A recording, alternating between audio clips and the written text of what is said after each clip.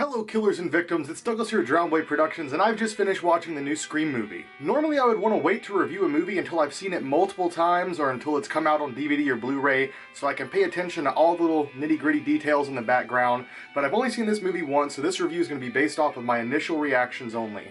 And I do want to go ahead and warn you guys, this is going to be a spoiler-filled review. I'm not going to hold back at all. I'm just going to talk about the movie, what I remember about it, just in general talk about it, but I'm not holding back from spoilers, so this entire review is going to contain spoilers. There's no time code you can skip to. If you don't want to be spoiled, don't watch this. If you haven't seen the movie yet, don't watch this. Seriously. I'm going to spoil it. This is your final warning. You can leave the video now. Waiting just a few extra seconds? Okay. Are you gone? Okay, now that those people are gone, holy shit, I can't believe Gale Weathers was the killer. I'm just fucking kidding, but let's go ahead and talk about my experience leading up to the movie, and then I'll actually dive into the review. So leading up to the events of this movie, I've tried to stay as spoiler-free as possible by avoiding any of the trailers, any little TV spots or anything. Outside of that very first trailer that we saw, I haven't watched anything. I tried to do the same thing for Halloween Kills as well, however, watching that first trailer did go ahead and spoil quite a few things in the film, and unfortunately, the Scream film seems to have kind of done the same, nowhere nearly as egregiously as Halloween Kills did, but there are a few things that definitely got spoiled. So I held out speculating on anything on the film. I've just tried to stay away from anything to do with Scream 5. Pretty much anything but merchandise drops. And unfortunately, even with doing that, even with taking days off of the internet entirely, not being on socials to try and avoid any possible spoilers, there's still people that were able to see the movie prior to its release and post kills on YouTube. And of course, being someone who regularly posts and consumes Scream media, unfortunately, a lot of those things were kind of pushed right into my recommendeds, and I got to hear about a lot of the people that were going to die, or at least people that were attacked prior to seeing the film. And that made me really upset. So if you're one of those people that does that, fuck you. But all that aside, January 14th finally arrives. Almost 11 years since the last movie's been released. Of course I'm excited. I'm ready to go see this thing. Fully dressed up in my Ghostface attire, wearing the mask that I was holding at the very beginning of this because it actually has a hole that was already cut in the mouth. So I said that would be a perfect mask to wear and sip on an icy while watching the film. So we finally make it to the theater. I show up in full costume. We go into the theater. The theater workers absolutely loved it. However, some people in the lobby actually were frightened, but it didn't matter. We were in there just for a few minutes trying to make it to the film because we were just a few seconds before the movie started. Literally, we walked into the theater, they played the last few notes of the Jackass theme, and the lights lowered as we sat down in our seats. We're ready to see a new Scream film. And right as the opening credits start to play, 6 to 8 people rush in who I guess were sneaking out of the movie and proceed to start talking through the opening sequence, just bragging about how they snuck in and they were so clever. Until a maitre d' walked in and they all immediately, without even being approached, just like jumped up, threw down their drinks, threw down their popcorn, made a mess, and ran out of the theater. Aside from that and just a few people that were talking throughout the movie, we had a wonderful experience. The theater was not too full, so overall it wasn't too loud, but it was a great experience finally seeing a new Scream film in theaters.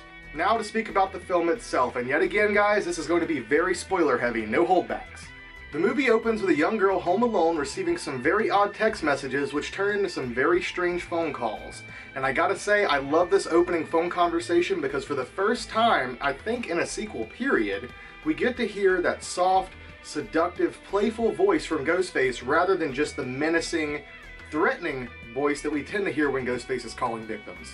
We get this really intense scene where Ghostface is disabling the security system and the character is re-enabling the security system back and forth while still being on the phone. And try as she may to re-enable that security system, Ghostface made it in first. And guys, this version of Ghostface is absolutely terrifying. In my opinion, out of any of the Easter Unlimited mask wearing Ghostfaces that we've seen on film, whether it be Resurrection, whether it be Screams 3 and 4, I truly think this is the most terrifying Ghostface. This film's Ghostface is very imposing and relentless, although there are a few scenes where you do get to see that goofy nature of, you know, someone stumbling around in a full robe and mask like you get to see in some of the originals.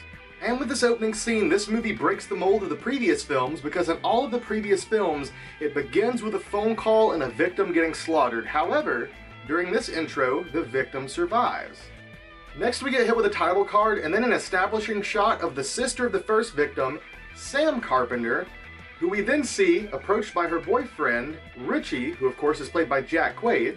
However, as Richie's approaching, we get to see Sam take some pills, which pretty much immediately sets up the, is she taking antipsychotics or is she a drug abuser? Who knows? Can we really trust this main character? And there are quite a few scenes in this movie that lead us to believe that our main character, Sam, actually may be the killer. As Richie's questioning Sam on what pill she just took, she receives a text message from Wes Hicks, who then calls her to tell her that someone's been attacked, and of course, it was her sister. And thus the plans are set in motion as Sam goes to visit her sister Tara in the hospital. After hearing the two characters converse back and forth, it's pretty apparent that they've been distant for quite a while, and they've been absent from each other's lives, so there's a little bit of discussion between that, and then we see Sam go off on her own and start taking more pills. Why? Because she's having strange visions of who, you may ask? None other than Billy Loomis. Insane, right? Most fans did not see Billy coming back in any capacity for any of the sequels. It's been a talk for many years that possibly Stu survived and maybe he still is alive. However, no one thought we would see Billy Loomis in any capacity outside of perhaps a flashback scene, newspaper clippings, or in a stab entry. So yeah, cat's out of the bag to the audience. We now know that Sam is the daughter of Billy Loomis, which would make her not Sam Carpenter, but Sam Loomis. Well, I mean, in a weird kind of way, you know? Okay, and from here on out, the order of events to me gets a little fuzzy. Yet again, I've only seen the movie once, and this is the day after seeing the film, but bear with me here. I think after that, we pretty much get a good establishing shot of seeing all of our new, fresh cast together in a familiar setting, being at school, sitting around, discussing the attack, not murder. We get a brief establishing shot of the character Vince, who most people kind of foresaw as being a possible Billy Loomis surrogate type character in this film, because he kind of resembles Billy in the first one. And I believe after that we get the bar scene. I could be wrong about the placement of some scenes here yet again, guys. It's a little fuzzy in order of events. But we get this bar scene where we get to see the characters just in general kind of hanging out, having a decent time, in which they were approached by Vince, who's this Billy Loomis lookalike, just in general kind of being an asshole. So, yet again, you kind of root for him to fuck off or go away or maybe, I don't know, grow a character? Grow some development? Instead, however, we cut to a scene of him pissing on the outside of the bar, presumably behind the bar. In general, just talking about, you know, fuck this bar, I don't like this bar, it's not a very fun place to be, I don't think I'll come here anymore. And we see his lights turn on inside of his vehicle, and Red Right Hand by Nick Cave in the Bad Seed starts playing. That's when you know it's about to get good. And of course, Vince approaches his vehicle to turn off the music and turn off the vehicle, when all of a sudden, Ghostface appears behind him and makes very quick work of him, stabbing him in the neck. And I think at this point the characters realize they're in way over their heads and need some help, so they go to contact Sheriff Dewey, well, ex-Sheriff Dewey. And this is where the movie gets a little strange to me. So at this point, we come to realize that sometime after the events of Scream 4, Dewey and Gale have split up. It never really tells us why they split up, what specifically happened in their relationship, but we do learn later on that Dewey was the one to break up with Gale. However, he's also the one who is, as they say, crawled inside of a bottle and pretty much just become a drunk about it. We also find out that he did not retire from being the sheriff, more so they asked him to retire. So it seems Dewey's not doing too well. He's at rock bottom, an alcoholic, living in a trailer park. Really doesn't seem like he has much to his name. We do get to see that he has Tatum's ashes on his mantle, which was a very nice touch. And then enter our new characters asking Dewey for help, in which at first he really doesn't want to, which, to be fair, he's been stabbed multiple times, was lucky to survive this far, and he's kind of like, I'm retired, it's not for me. However, after a courtesy call to Sydney to let her know about what's happening, Sydney says something along the lines of, well, it's a good thing those people have you to protect them. So Dewey feels like it's his responsibility to protect these people he's never met before, which, to be fair, he's been a police officer for most of his life. That's kind of what he's been doing most of his life. Oh, and in this conversation we get to hear Sydney mention Mark as her husband, so that would mean that Sydney did get married to Mark from Scream 3, which is great because a lot of people wondered what happened to his character. It seemed like there was a lot between them and then nothing. So it's nice to see Sydney with someone and actually leading a happy life despite all the bullshit that's happened to her in the previous 4 films. And next up we have the full cast joined by Dewey at the Meeks household. That's right, we get to see 2 family members, not just one, but 2 family members of Randy Meeks. And both of these characters I really enjoyed. Also, the banter back and forth between the characters during this scene Probably has some of my favorite lines of dialogue in the entire film, just overall a really great scene. There's a very interesting line of dialogue that I want to come back to a little bit later, but I just want to highlight it now. It's essentially where Dylan Minette's character, Wes Hicks, is talking about, well, my mom was connected to these previous murders, perhaps they're going to be after us. We were connected to the past, it all goes back to the past. One of the main characters then says, oh, no one cares about those shitty sequels, or no one cares about the characters based on the sequels, something along those lines. This is very important for later. And if memory serves me correct, the next scene was Judy Hicks in the kitchen after just calling in some food, hears some strange sounds, obviously a little paranoid, has a knife. Of course, who is it that came home but Wes? He's just home, had his earphones in, completely didn't think to announce that he was, coming into his home while there's a mass killer out about. Well, I guess at this point it wasn't a mass killer, it was just a killer, but you get the point. It was Ghostface, they know what's going on. So yet again, just as Wes is getting home, his mother has just ordered food. She's gonna go pick it up in person instead of having it door-dashed or whatever it is they said. So he decides he's gonna go ahead and just take a shower. And on her way to go pick up the food, Sheriff Hicks is called by none other than Ghostface, who of course starts threatening her and then also threatening her son. So she, as a police officer, alerts other police officers that, hey, there's a murderer after me and my son, have someone there in just a few minutes. She then turns around, starts heading home, and all the while she's racing home, we get some very cool referential shots to Psycho of Wes in the shower. But unfortunately for Wes, while he was finishing his shower, his mother got stabbed to death on the front lawn. And then we get one of my favorite sequences where they're just going through the house and he's walking through and you feel the paranoia that Ghostface is there. You know someone's after him, and they keep doing these shots. It's a very typical shot where you'll see a character open a fridge door, open a locker door, open a medicine cabinet, whatever it may be. And when they shut the door, the killer's there. Well, there's several fake outs here, which was very well done. I like that quite a bit.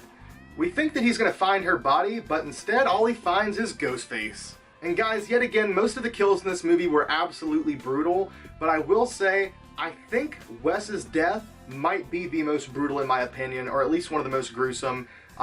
As far as I can remember, I think it might be my highest ranked death in the film. Which, of course, if you're going to name a character after the man himself, you at least have to honor him with a really cool kill on screen. Right after this scene, we see Sam approaching, which of course makes us think that she could possibly be the Ghostface killer. We notice that Dewey is already on the scene, and of course, who else but Gale Weathers shows up. Nothing like a great story to get Gale back in town. We get a few tender moments between Dewey and Gale, and then after that we progress to the next scene.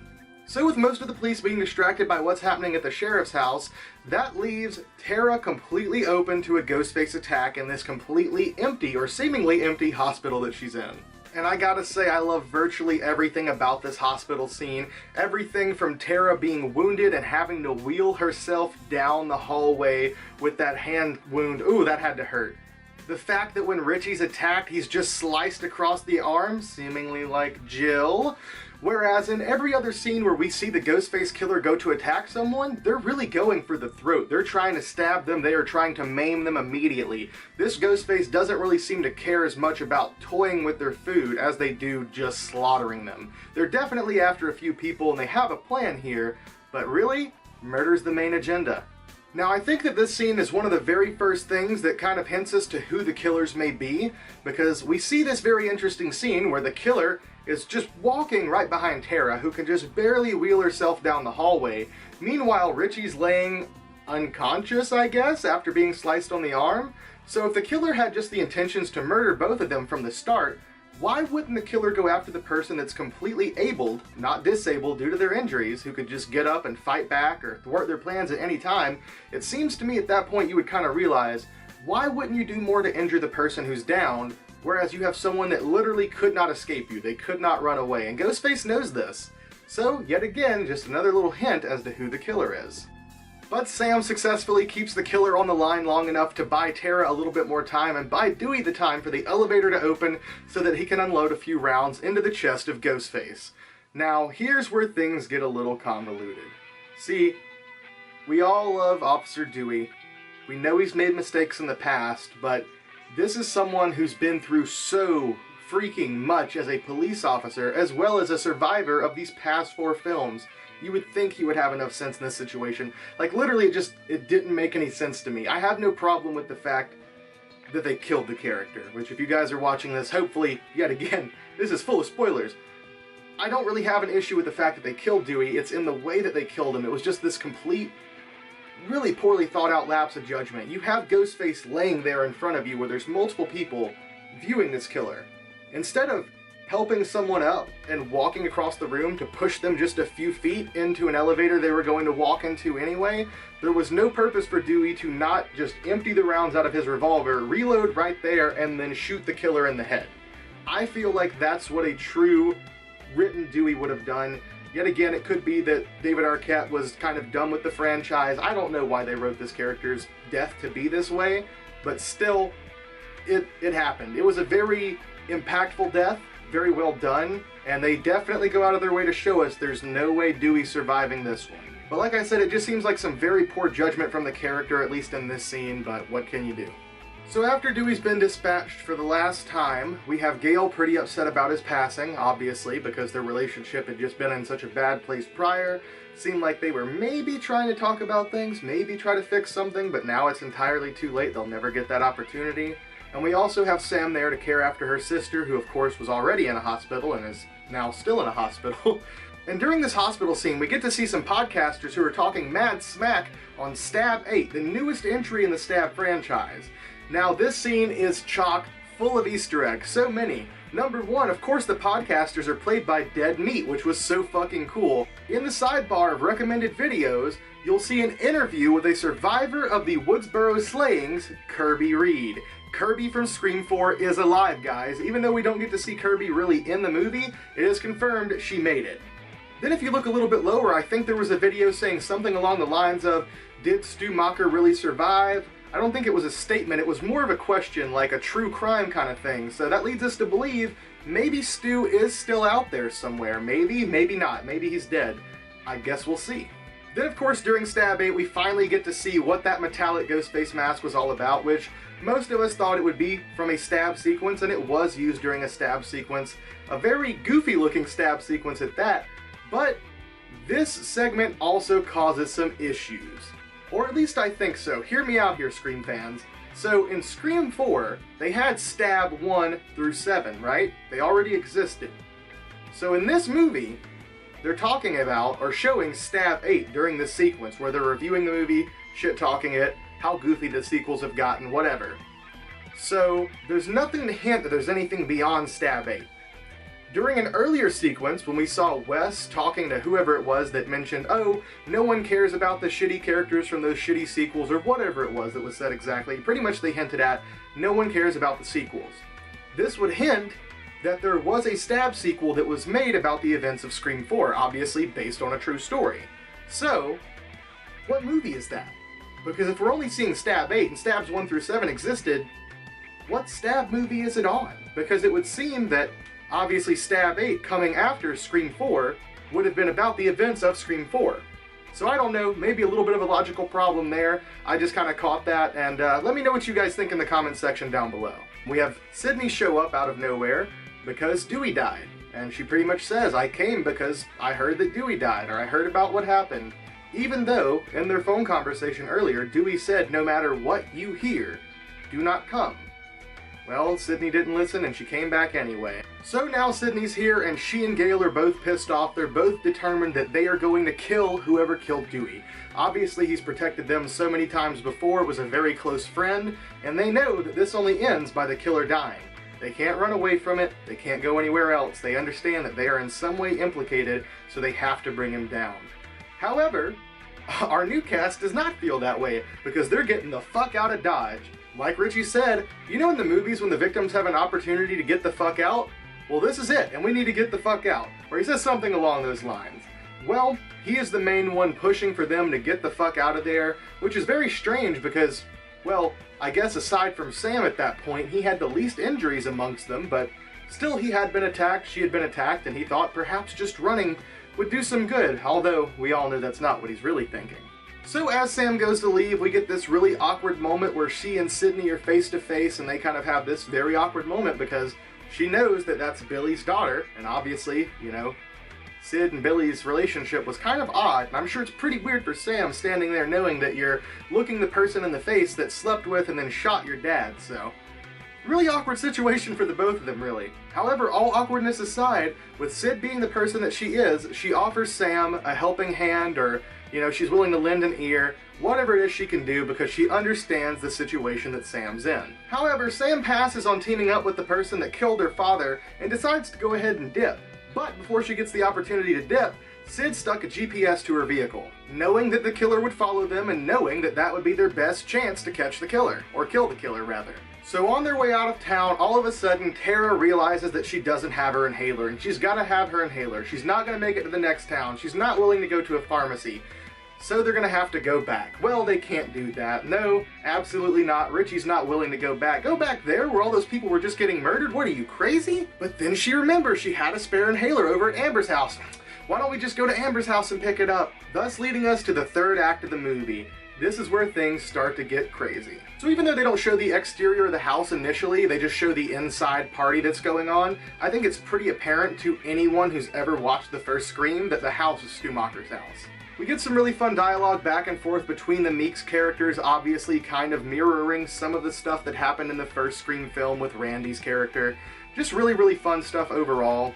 And then we have another big problem for me in the film. The problem I'm talking about are the basement scenes. It seems to me that the basement scenes existed for no other reason than to pay a slight homage to the garage scenes of the first film. Nothing super eventful really happens there other than just the possible building tension that you've got these characters going off alone in these areas. And then also, of course, to serve as a possible, where was Richie during this situation? Well, he was in the basement. It's just very odd, and it doesn't make sense to me why they had all this stuff take place in a basement, when as far as I know, there is no basement at that location. The Scream house has no basement. Also, in the first movie, none of the stuff that they're doing in the basement happened in the basement. That was stuff that happened in the garage. That's where the beer was. That's where the kills took place. I really don't understand what the need of having the basement was, what that really added to the film. So let me know what you guys think in the comment section down below. Maybe I'm missing something, but that was something that absolutely took me out of the movie while watching it. So then we have some scenes of the teenagers being teenagers and the party and, you know, drinking, grinding on each other, whatever it may be. Nothing to worry about while there's a killer out and about. Let's party, guys. Let's have a great time. And even though he may be enjoying himself, Chad's just not willing to go upstairs with your girl. Sorry, he just can't trust that you're not the killer. Pretty smart move on his side. What wasn't a smart move was going outside to look for your girlfriend, knowing that there's a killer around. After you can't get a hold of her, she's not responding to you, you go outside. Not a great call, dude, and you get a pretty brutal slaying due to that. Mere moments after Meeks was made to disappear, our main characters show up. Tara goes with Amber to search for the inhaler, and Richie proceeds to clear out the rest of the party. You know, guys, there's a serial killer on the loose. Go the fuck home. I think around this time, Gail and Sydney, who had been tailing our main characters, realize that they're heading to Stu Macher's house. They know that whatever they're about to walk into is going to be a bloodbath and not going to be a fun situation. And upon arriving, they see Amber stumbling out the front door, much like Dewey in the first movie. However, this time, she's not actually injured. She's faking it, and they can tell. Both characters look at each other and pretty much like, yeah, this is a trap. In which Amber says, fuck it, and caps Gail right there on the front lawn. Now, even though Gail got shot again, don't worry, guys, she's completely fine. It's just a little gut wound.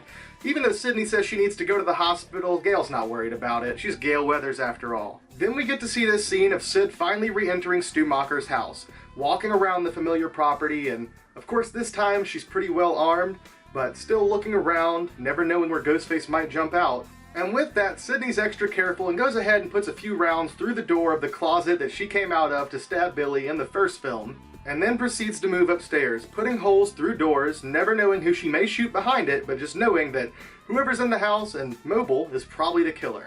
And 3 times the charm, Sid. After shooting through the third door, at least I think it was the third door, she does hit a soft, fleshy target, which just so happens to be Richie. Oh no! So a few seconds after Sydney shoots Richie and opens the door and realizes that it's Richie, Ghostface lunges at Sydney, sending them both over the edge of the staircase and tumbling to the floor below.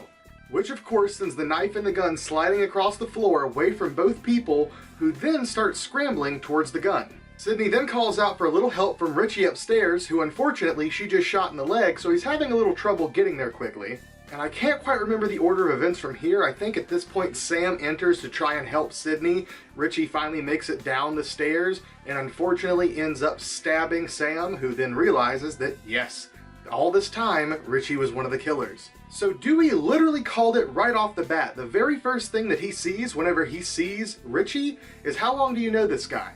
You know, he starts asking all the right questions about, hey, this is probably your killer right here. Dewey called it right off the bat. All of this then transitions into the kitchen, where we get an almost replay of the original Scream's final act, scene 118. So Sydney's backed into that corner in a very specific position. Gail's backed into a corner as well, or injured on the floor, I can't quite remember. Either way, they're both in the kitchen. They've brought Sam in there. The killers have started monologuing. Of course, Amber's the other killer. Sydney does try to make a move and ends up catching a buck 120 to the gut again. Oh, and what is the motive of these killers, you may ask? Well, in a roundabout way, it seems the motive is kind of dead meat. Well, not exactly dead meat, but pretty much from what I was gathering, they were very upset because there had been so many shitty Stab sequels made. They were tired of seeing people shit on a franchise they love, and they wanted to see a proper movie made instead of just a bunch of shitty sequels. And then something along the lines of they're trying to inspire a new, good sequel by committing these murders in this area again, surrounding these people that were involved in the first. It was a little convoluted, but essentially from what I can tell you, they're Stab fans who were pissed off there had been bad sequels and they wanted to inspire a good sequel. So while this monologuing is going on and we're seeing the characters play out their scenes, we have Richie go to look for Tara, who was tied up upstairs. We previously see a scene when Sam is hiding from the killers that she finds Tara tied up, but we don't see her cut her free because she's thinking perhaps it is a trap and perhaps she's one of the killers. Sam then reveals that she did in fact cut Tara free, and they're thinking there's no way she's going to thwart their plans. Well, she does end up giving them just enough of an opening to fight back. Then we have some pretty great action scenes between Sydney, Gail, and Amber in the kitchen, which ultimately ends up with Amber being set on fire, which is pretty badass. So then we have Sam versus her boyfriend, Richie, who of course she has to be the one to take him down. They have a knockdown, drag-out fight, which ultimately ends up with her seeing yet another vision of her father, Billy, who urges her to take up the mantle and slit his fucking throat. And she does just that, ending this Ghostface killing spree. Well, not before unloading a few more rounds into his chest, because you know the killer always comes back for one last scare. However, that's not the killer that came back, because we get to see Amber come back really gross and burned up for one last scare. Of course, that killer gets put down as well, and then we get our happy ending. I'll tell you guys what I liked and what I didn't like. Ultimately, though, I will tell you I greatly enjoyed the film. I really liked it. Cinematography-wise, it was done very, very well. I'm glad it didn't have that awful, awful filter over it that Scream 4 had. I do enjoy Scream 4, but watching it back to back with the other films, it's kind of hard to look at, just because the filter seems unnecessary. This film didn't seem to do that, so I greatly enjoyed that. I do think the kills were pretty awesome. However, that's another complaint I have. I really would like to see Ghostface killing people in more ways than just simple stabbings or just simple slayings with a buck 120. In some of the other films, we did get at least like one kill maybe that wasn't just a stabbing. I like to see, you know, something unique with the kills. Still, they were done very well, well executed, but I would like to see a little more variety. The kills that we did get, though, yet again, just very, very well done. My two main issues with the film really would probably be that whole dialogue set between Wes and whoever it was at the beginning about no one cares about these Stab characters from the sequels, and then we see Stab 8's the next one. That possible little issue there, that kind of took me out of it. And also all the scenes with the basement. Why was it the basement? Why wasn't it the garage? It seems like, yet again, if I'm recalling correctly, there's no basement at that location, so that was just an additional set they had to go to, additional money they had to spend for no reason, when they could have just paid homage by having it in the garage. If you were going to pay homage that closely, why not have it in the actual location that you're already filming at? Oh, and speaking of dialogue from that scene, something I didn't mention earlier is they have this little bit of back and forth about toxic fandom, stuff like that, and they mention the term Mary Sue. Oh, do you know what that is? Oh, you don't even want to know what that is. Well, it seems that our main characters, Sydney and Gail here, might both be Mary Sue's to a slight degree, because Gail gets shot, pretty serious injury, and I think injured further, possibly stabbed, and we know that Sydney gets shot again, And where we're seeing everyone else who is injured wheeled out and in an ambulance, I think we just see them kind of just chilling out, talking to each other, sitting in their own vehicles or something.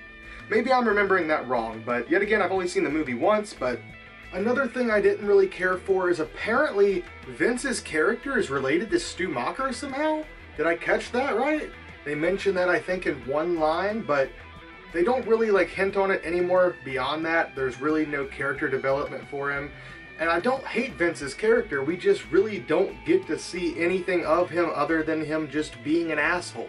We don't get to feel any kind of sympathy for him, we don't get to feel any of what he's going through being related to this serial killer as well, nothing. Kind of a bit disappointing on that end.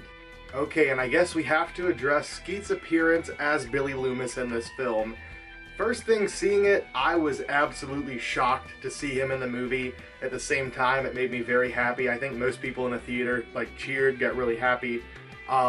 It was a little bit odd. People say that they did like some de-aging on him. I couldn't tell if it was CGI de-aging or not.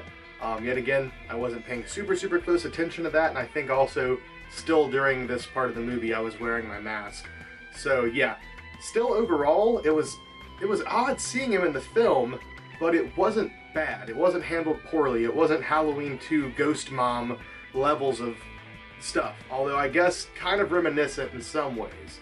And I think it would have been interesting to explore a bit more of like Sam's side of, you know, not really knowing her father, but only knowing that he was this brutal serial killer, and seeing the Stab movies, what she knows about him through Stab, through true crime media, through what Gail's written, through what Sydney's written about. That's all she really knows of her father.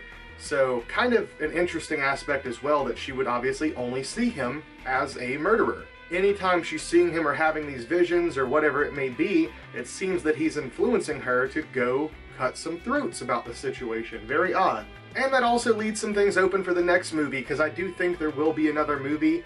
Maybe, maybe not. Will they have the legacy characters in it again? Who knows? This movie kind of could have been made without the legacy characters, but it was great to see them back again. And I will say, it will be an interesting direction to see where they take it with the next one, on how this has affected Sam, where her mental state's gonna go, the fact that she still is Billy Loomis's daughter, and I guess now multiple people know it.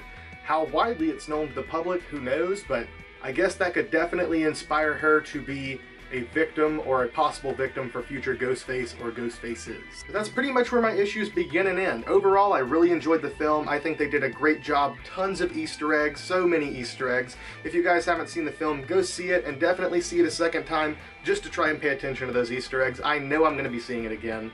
I truly believe that everyone involved in this film made a wonderful film, and I think Wes truly would be proud. With that being said, there you have it, guys. That's my full review of Scream 2022. Let me know what you guys thought in the comment section down below. Yet again, hope you guys enjoyed the movie. Hope you guys enjoyed this video. Love you all. Thank you for watching, and scream you next time.